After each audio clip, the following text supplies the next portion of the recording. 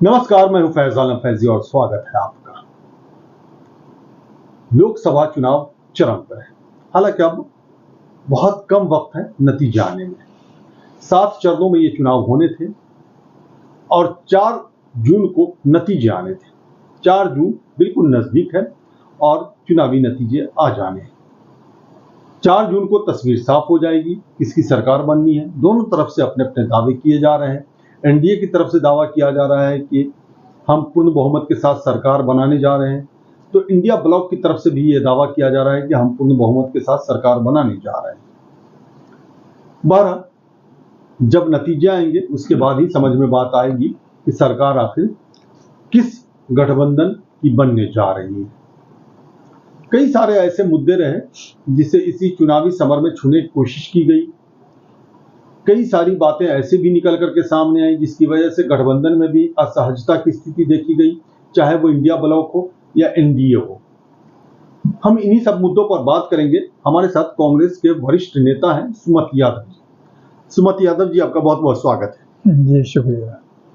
तो सुमत यादव जी, ये जो सफर रहा, चुनावी सफर की हम बात कर रहे हैं, मंजिल की तलाश में जो चुनावी सफर रहा, 4 तारीख को मंजिल मिल जाएगी। जिसके भी नसीब में जीत लिखा होगा उसे मंजिल मिल जाएगी। इस चुनावी सफर में कई सारी ऐसी चीजें भी निकल करके सामने आई जिसकी वजह से ये कहा जा सकता है कि कांग्रेस के अंदर भी कमियां रहीं और इंडिया ब्लॉक के अंदर भी कमियां रहीं, जिसको भविष्य की राजनीति के लिए सुधारना बहुत ही आवश्यक है।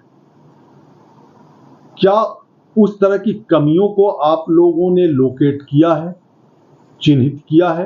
क्या उस पे भविष्य में काम किया जाएगा? क्योंकि देखिए, चुनावी मौसम है तो जाहिर सी बात है इसमें मुद्दे की बात होगी, जनता क्या चाह रही है इसकी बात होगी, आरोप लगेंगे, प्रत्यारोप भी होगा और कई सारे ऐसे मुद्दे हैं जिसको लेकर के एक दूसरे पर हमलावर भी राजनीतिक पार्टियां होती हैं। लेकिन कुछ मुद्दे ऐसे होते हैं जो अंदर खाने हिला देती है राजनीतिक पार्टी को या फिर जो राजनीतिक गठबंधन है उसे, उस पर चर्चा कम होती है।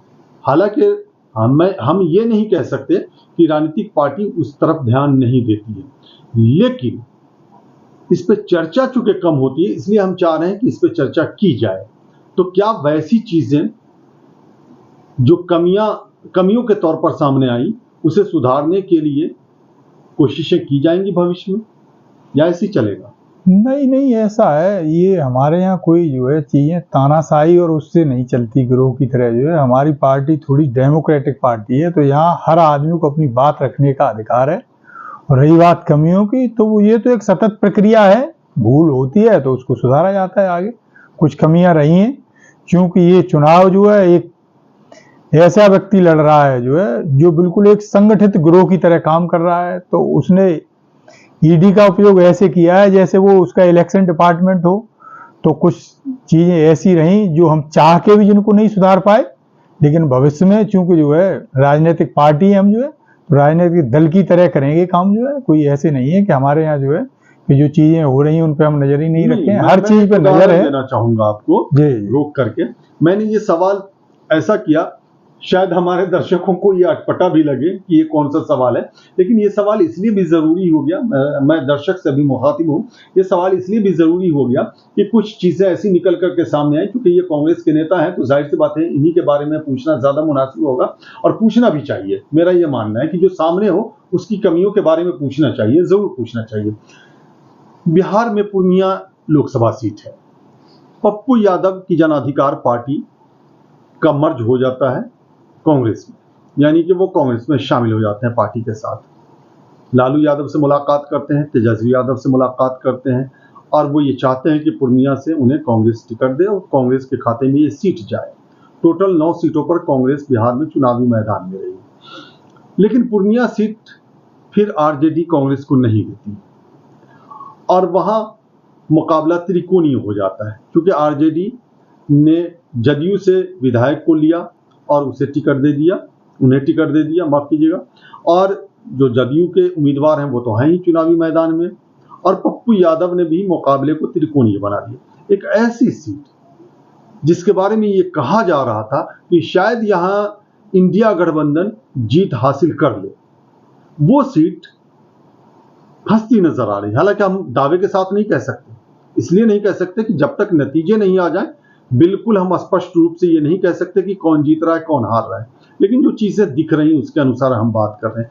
त्रिकोणीय हो गया मुकाबला, और वहां से जो फीडबैक मिला वो ये मिला कि पप्पू यादव ने जोरदार तरीके से मुकाबला किया और बहुत अच्छे से चुनाव लड़ा, और उनकी पोजीशन भी मुकाबले में रही। हो सकता है वो चुनाव जीत भी जाए, या हो सकता है कि जदयू का कैंडिडेट जीत जाए, या हो सकता है आरजेडी का कैंडिडेट जीत जाए, ये हम नहीं कहते। लेकिन ये एक ऐसी सीट जिसे जीता जा सकता था इंडिया ब्लॉक के जरिए, उस सीट पर इस तरह का उठापटक क्यों रहा? ऐसा है, हर पार्टी की कुछ न कुछ अपनी जो है, जो उनके अपने लोग होते हैं उनके साथ कमिटमेंट होती है। अब लालू जी की किसी के साथ कमिटमेंट हो गई, पप्पू जी चूंकि एक अपना दल चलाते थे, वो उस दल का हमारे साथ मर्ज किया, तो हमें कम से कम उन्हें इतना फ्री हैंड तो छोड़ना पड़ेगा कि भाई जो है आप जो चाह रहे हैं वो हम नहीं कर पा रहे, तो हम आपका कम से कम गला बंद तो न करें। तो उनकी इच्छा थी कि हम भाई यहाँ से चुनाव लड़ें, तो एक ठीक है, एक फ्रेंडली फाइट हो गई। ये फाइट तो पंजाब में भी हो रही है आम आदमी पार्टी के साथ हमारे। तो हमारे यहाँ कोई ऐसा वो नहीं है, लोकतंत्र है, तो व्यवहारिकता में भी तो लोकतंत्र दिखे। तो पप्पू यादव को ये कहा गया कि हाँ ठीक है, आपकी इच्छा है तो आप लड़ लीजिए, जो इसमें कोई गुरेज वाली बात नहीं है, जो गुरेज करती पार्टी नहीं। क्या आप लगते हैं क्या आपको लगता है कांग्रेस के नेता की हैसियत से कि ये कमियां रह गई, शायद इसे दूर किया जा सकता था, आरजेडी और कांग्रेस मिल बैठ करके इस समस्या का समाधान निकाल सकती थी? इतना समय नहीं रहा हमारे पास जो है। पप्पू यादव आप ये देखिए, बिल्कुल जब सीटों का बंटवारा हो रहा था तो बिल्कुल लास्ट फेज में आए, तब तक कहीं एक अंडरस्टैंडिंग बन चुकी थी जो है। अब चूंकि वो आ गए हमारे साथ जो है, तो ऐसा तो है नहीं कि उनकी भावनाओं का भी बिल्कुल एकदम अपमान कर दिया जाए। आप ये देखिए परिस्थितियां क्या थी उस टाइम की, तो जो परिस्थितियां थी उस हिसाब से उनको कह दिया गया, हाँ यदि आप लड़ना चाह रहे हैं तो फ्रेंडली फाइट हो जाने तो कोई दिक्कत नहीं। क्या भविष्य में भी ऐसा होगा? ये नहीं, अब ये कोई भविष्य की ऐसी कोई वो नहीं है जो है, भविष्य में ऐसा जरूरी नहीं है। चुनाव तो होते ही रहते हैं। हाँ बिल्कुल, 2025 में ही बिहार में विधानसभा के चुनाव होने हैं। नहीं, भविष्य को तो जब अब आगे समय रहेगा तो उस हिसाब से प्लानिंग होगी। वो उस समय पे ऐसी परिस्थिति समय की थी या समय की मांग थी जो है, कि जो उन्हें अच्छा लगा वो उन्होंने कर लिया, इतना फ्री हैंड दिया उनको पार्टी ने। अच्छा, आगे से वो भी नहीं चाहेंगे भाई कि हम पार्टी का नुकसान करें। ऐसा नहीं है कि सिर्फ ये इंडिया ब्लॉक में भी इस तरह की समस्या रही, एनडीए में भी इस तरह की समस्या देखने को मिली। उत्तर प्रदेश की अगर बात की जाए तो उत्तर प्रदेश में मेनका गांधी को तो टिकट मिला बीजेपी की तरफ से, लेकिन वरुण गांधी को टिकट नहीं मिला। और खूब चर्चाएं बाजार में, यानी राजनीतिक बाजार की हम बात कर रहे हैं, कि खूब चर्चाएं गर्म थी कि शायद वरुण गांधी कांग्रेस के टिकट पर चुनावी मैदान में उतरे पीलीभीत से और वो चुनाव लड़े। तो वरुण गांधी को भाजपा ने टिकट नहीं दिया। वरुण गांधी चुनावी सभाओं को संबोधित करने भी गए अपनी मां के लिए, यानी मेनका गांधी के लिए, लेकिन उन्होंने भाजपा का जिक्र नहीं किया। उन्होंने मां को जिताने की अपील तो की, लेकिन भारतीय जनता पार्टी का जिक्र नहीं किया उन्होंने। तो जो अटकलबाजियां उस वक्त थी, जो लोग कयास लगा रहे थे, जो अनुमान लगा रहे थे कि वरुण गांधी कांग्रेस के टिकट पर पीलीभीत से चुनाव लड़ेंगे, और ऐसा इसलिए भी कहा जा रहा था कि एक वक्त ऐसा आया था जब वरुण गांधी की राहुल गांधी से मुलाकात भी हुई थी उत्तराखंड में। तो फिर क्या वजह रही कि वरुण गांधी को पार्टी में शामिल नहीं किया गया? क्यों नहीं वरुण गांधी को पार्टी में लाया गया? क्या वरुण गांधी के पार्टी में आने से पार्टी को फायदा नहीं होता, या इंडिया ब्लॉक को फायदा नहीं होता, या फिर इस तरह की जो चर्चाएं थी वो बकवास थी, बेकार थी, ऐसी कोई बात ही नहीं थी? क्या था?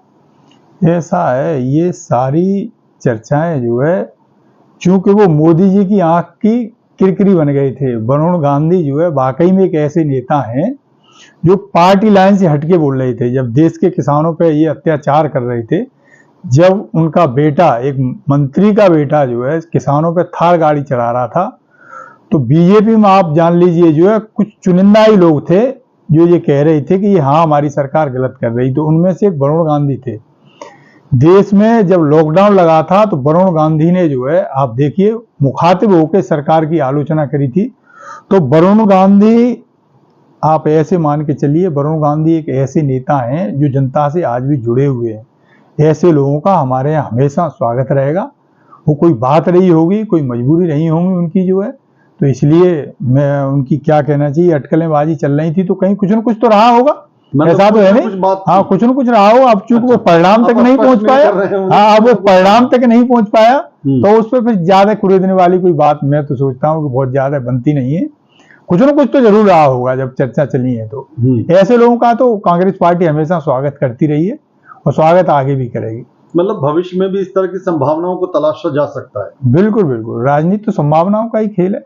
मतलब इस तरह की संभावनाएं हैं। जी जी, बिल्कुल बिल्कुल, अच्छे नेता हैं वो, हम उनकी तारीफ कर रहे हैं, ऑन कैमरा तारीफ कर रहे हैं। क्योंकि आप ये देखिए, या तो सतपाल मलिक साहब थे, उन्होंने खड़े होकर कहा कि किसानों के साथ आप गलत कर रहे हैं, या बीजेपी में कोई था तो वो वरुण गांधी थे जिन्होंने चिल्ला चिल्ला के कहा कि घमंड में आप इतने अंधे मत हो जाइए कि देश के किसानों को जो है आप कुचल रहे हैं, उनकी बात सुनना ही नहीं चाह रहे। अच्छा, चलिए थोड़ा सा इसको विस्तार दें हम। हाँ, मुद्दे को अलग करके थोड़ा सा विस्तार दें, क्योंकि चुनाव भी हो रहे हैं, नतीजे भी आएंगे। अगर मान लें थोड़ी देर के लिए कि आपकी सरकार बनती है, तो वैसे लोग जिन्होंने कांग्रेस छोड़ा है हाल के दिनों में या उससे पहले भी छोड़ा है, अमूमन ये राजनीति में देखने को मिला है कि जो भी राजनीतिक पार्टी या राजनीतिक गठबंधन सत्ता में होती है या होता है, तो उस तरफ झुकाव नेताओं का ज्यादा होता है। वजह चाहे जो भी हो, उस पर जाने की जरूरत नहीं है हमें। तो क्या वैसे लोग जो कांग्रेस को छोड़ करके चले गए, ये देखिए अगर मगर की ही बात हो रही, क्योंकि राजनीति में अगर मगर की बातें तो होती है, बिल्कुल इनकार कर ही नहीं सकते। तो क्या उन्हें वापस लाने की कोशिश होगी या उनके लिए दरवाजा बंद हो गया? जो छोड़ के जा चुके हैं उनकी बात कर रहे हैं। देखिए, जो डर गया वो भाजपा में गया, तो जो गया वो गया, उसको बाय बाय। जो लोग वैचारिक रूप से अब कांग्रेस के साथ नहीं खड़े हैं, आप ये मान लीजिए, हमारे यहाँ इतनी सत्ता लोलुपता नहीं है कि ऐसे लोगों को दोबारा से हम जो है आए और गले में डाल लें। ये केवल और केवल बीजेपी में हो सकता है। एडीआर ने एक डाटा भी रिलीज किया है, आप देख लीजिए, वहां 25% टिकट जो है, जो कांग्रेस से लोग बीजेपी में गए उनको दे दिए गए। यानी कि तुम्हारी कोई वैचारिकता ही नहीं है जो है। हमारे यहाँ अब ऐसा कतई नहीं होगा। जो चले गए हमारे यहाँ से, इसका मतलब वो हमारे साथ वैचारिक रूप से नहीं थे। अब हमारी पार्टी में वही लोग रहे हैं जो वैचारिक रूप से भी कांग्रेस के साथ खड़े हुए हैं। तो आप ये बिल्कुल निश्चिंत हो जाइए, वो आया राम गया राम वाली थ्योरी हमारे यहाँ खत्म है।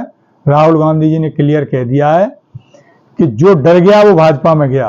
और दूसरा एक मैसेज ये दिया है कि अब बीजेपी वालों से डरो मत। तो हमारे यहाँ जो डटा है वही हमारा है, जो उधर गया वो बिल्कुल चला गया। आपको रोकना चाहूंगा, इसका एक बेहतरीन उदाहरण मैं दिल्ली से ले सकता हूँ। दिल्ली एनसीआर में हम लोग बैठे भी हैं, तो दिल्ली से हम ले सकते हैं इस बात का उदाहरण कि अरविंदर सिंह लवली जो कांग्रेस में बड़े नेता थे, कांग्रेस छोड़ा बीजेपी में गए, फिर बीजेपी छोड़ा कांग्रेस में आए, फिर कांग्रेस छोड़ा फिर बीजेपी में गए। तो ऐसा तो हुआ है ना।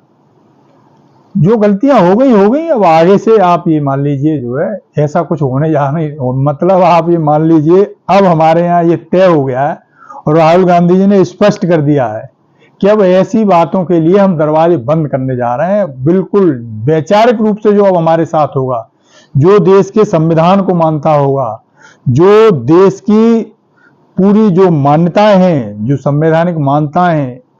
आप मान लीजिए भाजपा एक ऐसी पार्टी है जो खुलेआम संविधान की धज्जियां उड़ा रही है, वो उनके साथ जो लोग जा रहे हैं, इसका मतलब क्या है कि वो उनसे वैचारिक रूप से सहमत हैं।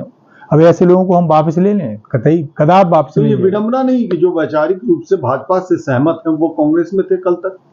अब वो राजनीतिक रूप से अब तक जो चलता आ रहा था, लेकिन आगे से अब कोशिश करी जा रही है कि जो हमारे साथ वही होगा जो वैचारिक रूप से भी सहमत होगा। अच्छा, कई बार देखा है चुनावी सभाओं में कि इस बात को लेकर भी एक दूसरे पर आरोप प्रत्यारोप लगाए जा रहे हैं। भाजपा कहती है कांग्रेस मुक्त भारत, आज से नहीं पहले से कह रही है भाजपा। हालांकि कांग्रेस वाले ये कहता है कि कांग्रेस मुक्त भारत की बात कर रहे हैं, आप तो खुद ही कांग्रेस युक्त हो गए। तो एक दूसरे पर इस तरह के इल्जाम भी लगाए जाते रहे हैं, एक दूसरे पर इस तरह के कटाक्ष भी किए जाते रहे हैं। अगर उत्तर प्रदेश की बात की जाए, उत्तर प्रदेश में आपका संगठन काफी कमजोर है। बिहार में आप चूंकि गठबंधन में हैं, लालू यादव की पार्टी आरजेडी के साथ, उसका फायदा भी आपको मिलता है, ऐसा कहा जाता है। मैं नहीं कह रहा हूं, ऐसा कहा जाता है कि उसका फायदा आपको मिलता है। यहाँ अखिलेश यादव के साथ आपका गठबंधन है, तो क्या आपको लगता है कि इसका फायदा आपको मिल रहा है? बिल्कुल मिल रहा है, चूंकि उत्तर प्रदेश में 89 के बाद हम सरकार में नहीं है और धीरे धीरे कांग्रेस कमजोर होती चली गई है। हाँ, अब नए सिरे से पुनः पार्टी को खड़ा किया जा रहा है, इसी रणनीति के तहत तो ये गठबंधन किया गया है। तो देखना जो गठबंधन हुआ है इसका फायदा जितना सपा को होगा हम समझ रहे हैं उतना ही फायदा लगभग हमें होने जा रहा है। और जमीनी स्तर पे अब लोग हमारे साथ जुड़ना शुरू हो गए हैं तो बिल्कुल इंश्योर रहिए आप बिल्कुल फायदा होगा इससे कांग्रेस को। नहीं, मुझे इंश्योर दीजिए, अपने चाहने वालों को, आपका अपने कार्यकर्ताओं को, अपने वोटर्स को करें। अच्छा, एक बात ये बताइए, ये तो आपसे सवाल किए ही जाते हैं कि आप की सरकार बनेगी, कितनी सीटें आएंगी, क्या होगा नहीं होगा। उत्तर प्रदेश में क्या लग रहा है, कितनी सीटें आ सकती हैं इंडिया ब्लॉक को, इंडिया गठबंधन को? उत्तर प्रदेश में अब की बार जैसा ये चाह रहे थे ना साहब वैसा नहीं होने जा रहा है। यहाँ आप मान के चलिए कम से कम हम 40 सीट जीतने जा रहे हैं, हम और सपा मिलके 40 सीट, ये मिनिमम वाला क्राइटेरिया बता रहा हूँ मैं, क्योंकि आपके साथ मुझे 4 जून के बाद भी मिलना है। तो मैं जो गुंजाइश लेके चल रहा हूँ कि मैं जो कह रहा हूँ उससे आगे ही रहूँ, पीछे न रहूँ तो कम से कम 40 सीट गठबंधन हमारा उत्तर प्रदेश में जीतने जा रहा है। मतलब आप ये मान रहे हैं कि 40 सीटें आप हार जाएंगे? हाँ, ये बिल्कुल दूसरे एंगल से आप देखना चाहें तो कोई इसमें कोई फ्रंट बट नहीं है। हम ये कह रहे हैं कि हम लगभग 40 सीट जीतने जा रहे हैं। और बिहार की अगर बात की जाए तो बिहार में 40 सीटें हैं। पिछली बार सिर्फ एक सीट कांग्रेस ने जीती थी, किशनगंज सीट। स्टेट वाइज इसलिए हम पूछ रहे हैं उत्तर प्रदेश और बिहार के बारे में कि चूंकि ये माना जाता है हिंदुस्तान यानी भारत की राजनीति में कि केंद्र की सत्ता पर अगर आपको काबिज होना है तो उत्तर प्रदेश में जीत का पताका लहराना होगा और बिहार में भी आपको जीत का झंडा फहराना होगा। तो उत्तर प्रदेश और बिहार काफी महत्वपूर्ण राज्य है इस मामले में, और 120 सीटें हैं दोनों राज्यों में मिलाकर के।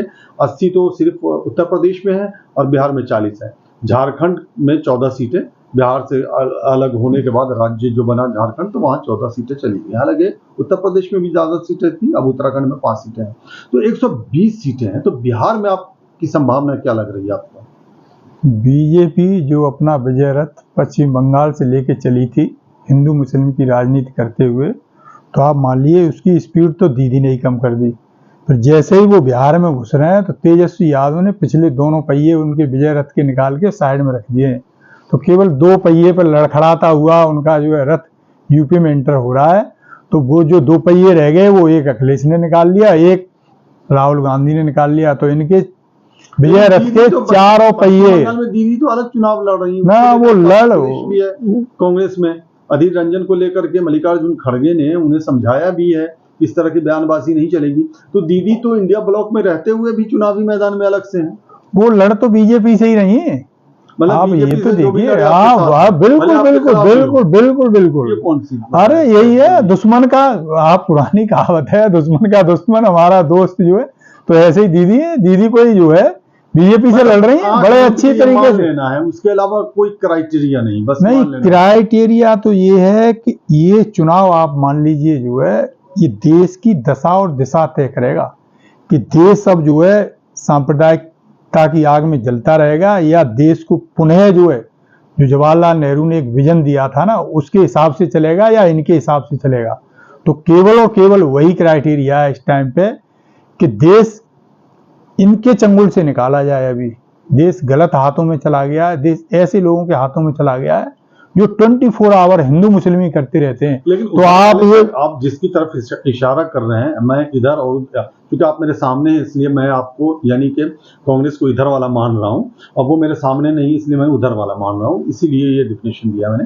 तो उधर वाले का तो ये कहना है कि जब से मोदी जी यहाँ प्रधानमंत्री बने हैं उनके हाथ में नेतृत्व आया है, देश मजबूत हुआ है, विश्व में एक अलग पहचान बनी है, एक हैसियत बनी है विश्व में भारत की। देश मजबूत नहीं हुआ है, मोदी जी तो देश को धीरे धीरे कमजोर कर रहे हैं। देश सुरक्षित कब होता है? जब जिस देश की आर्मी सुरक्षित होती है। अब आप यहाँ देखिए, एक तरफ तो वो सेना खड़ी है जिसके जवान 3-3 साल की ट्रेनिंग लेके आ रहे हैं, एक तरफ हमारी सेना जो भेज रहे हैं अब ये माननीय अग्निवीर बना के, वो केवल 6 महीने की ट्रेनिंग दी जा रही है। एक तरफ 3 साल की ट्रेनिंग वाला सिपाही है, दूसरी तरफ 6 महीने की ट्रेनिंग वाला सिपाही। तो आप जब तक हमारी सीमाएं सुरक्षित नहीं है, देश कैसे सुरक्षित है? तो देश तो बिल्कुल आप मान लीजिए इतने कमजोर हाथों में चला गया है कि उसका हम बखान नहीं कर सकते। हमारे यहाँ लद्दाख में चीनी सैनिक घुसाए हैं, उन्होंने एक बहुत बड़ा एरिया हमारा कब्जा कर लिया है, और हमारे माननीय जो है मानने के लिए तैयार नहीं है। तो देश सुरक्षित हाथों में नहीं है, देश को तो सुरक्षित हाथों में लाना है। इसलिए तो राहुल गांधी जी कह रहे हैं कि ये अग्निवीर स्कीम को हम डस्टबिन में डाल देंगे। तो आप ये मानिए, देश को सुरक्षित करने का ही चुनाव होने जा रहा है, ये देश को सुरक्षित हाथों में देने के लिए चुनाव होने जा रहा है। तो आप ये मान के चलिए, इन्हें नुकसान, बहुत बुरी तरह नुकसान पश्चिम बंगाल में होने जा रहा है। उसके बाद बिहार में आ जाइए, बिहार में तेजस्वी यादव कम से कम गठबंधन को 25 सीट। मैं रोकूंगा। पश्चिम बंगाल में भाजपा को बड़ा नुकसान होने जा रहा है, ये आपने कही बात। फायदा किसे होगा पश्चिम बंगाल में? वहाँ जाहिर सी बात है, ममता दीदी लड़ रही है अच्छे से जो है, तो उन्हीं की परफॉर्मेंस। नहीं लड़ रही है? नहीं, कांग्रेस लड़ रही है, बट क्या कहना चाहिए, मेजर फाइट है जो वो उन्हीं के साथ है। इसे स्वीकारने कांग्रेस कोई बुरा, इससे कोई गुरेज नहीं है स्वीकारने में कि वहाँ ममता दीदी इनको जो है अच्छी फाइट दे रही है। हाँ, लड़ रहे हैं हम भी, कहीं कहीं है त्रिकोणीय मुकाबला। अब आप बिहार में आ जाइए, वहां लड़ रहे हैं हम इनसे दमखम के साथ। तो गठबंधन, आप गठबंधन में चुनाव मैदान में, लेकिन वहां तो नहीं है। आप मान लीजिए 25 सीट का नुकसान जो है पश्चिम बंगाल में नहीं है, बिहार में 25 सीट का इनको नुकसान होने जा रहा है, कम से कम वाली सीट बता रहा हूं। मतलब कुल मिलाकर के आपका ये दावा है कि 4 जून के बाद जब हम लोग मुलाकात करेंगे तो आपकी सरकार होगी, ये कहना चाह रहे हैं? बिल्कुल बिल्कुल निश्चित हमारी सरकार नहीं होगी। ये जो जिनको इन्होंने लोगों को दबा के रखा है ना, अब तक जो लोगों को अपनी बात नहीं कहने दे रहे, तो हमारे नेता ने कहा है डरो मत और सहो मत। तो पब्लिक खड़ी हो गई है, न इनसे डर रही है और न इनके जुल्म ज्यादती अब सह रही है। तो आप मान लीजिए, वो एक नारा दिया था कभी जयप्रकाश जी ने कि गद्दी खाली करो जनता आती है। तो मैं वही कहना चाहता हूं मोदी जी से कि 4 जून को मोदी जी वो अपना थैला ढूंढ लीजिए, और दिल्ली में से ना वापस गुजरात जाने के लिए कोई गली मोहल्ला तलाश लीजिए, वहां से चुपके से थैला टांग के पतली गली से आप निकल लीजिए, दिल्ली की गद्दी खाली कीजिए। अब जनता आपके कुशासन से ऊब गई है, तो अब बिल्कुल थैला उठा के आप यहाँ से जाने की तैयारी कर लीजिए। चलिए, ये तो 4 जून के बाद जो आप दावे कर रहे हैं और जो आप बात कर रहे हैं, 4 जून के बाद ही तस्वीर साफ होगी, जब नतीजे आएंगे। मैं जब भी किसी नेता से बात करता हूं तो ये जरूर कहता हूं, चुनावी मौसम है कि 4 जून, जाहिर सी बात है 4 जून को जब तस्वीर साफ होगी तभी कुछ कह सकते हैं। बहरहाल अपने अपने दावे होते हैं। चलिए, आपका बहुत बहुत शुक्रिया यादव जी, हमसे बात करने के लिए और बड़ी बेबाकी के साथ अपनी बातों को रखने के लिए। तो सुमत यादव जो कांग्रेस के वरिष्ठ नेता हैं, उनका स्पष्ट कहना है कि 4 जून के बाद सरकार उनकी बनने जा रही है, यानी कांग्रेस के नेतृत्व में इंडिया ब्लॉक की सरकार बनने जा रही है। लेकिन बहुत सारे ऐसे भी मुद्दे रहे जो अनछुए समझे जाते हैं, जिनको इन्होंने छूने की कोशिश की, क्योंकि हमने सवाल ही ऐसा किया। पूर्णिया का जिक्र किया, जहां पप्पू यादव को निर्दलीय चुनाव लड़ना पड़ा। वरुण गांधी का जिक्र किया, बड़ी बेबाकी के साथ और अस्पष्टता के साथ उन्होंने जवाब दिया। लेकिन सबसे दिलचस्प जवाब इन्होंने पश्चिम बंगाल को लेकर के दिया और साफ कह दिया कि पश्चिम बंगाल में भाजपा को नुकसान तो हो रहा है, लेकिन फायदा टीएमसी को होगा, क्योंकि चुनावी मैदान में टीएमसी ही पूरे जोर शोर से और पूरी ताकत के साथ चुनाव लड़ रही है। कांग्रेस को भी कहीं कहीं फायदा होगा। इतनी स्पष्टता और बेबाकी से अगर कोई अपनी बात कहे तो उसकी बात को समझना चाहिए, यानी उसमें दम भी है। हमें इजाजत दीजिए, इस वीडियो में बस इतना ही। लेकिन वही विनती कि हमारे वीडियो को लाइक करें, शेयर करें, बेल आइकन का बटन दबाना ना भूलें, और अगर आपने हमारे चैनल को सब्सक्राइब नहीं किया है तो सब्सक्राइब जरूर करें। और इजाजत, नमस्कार।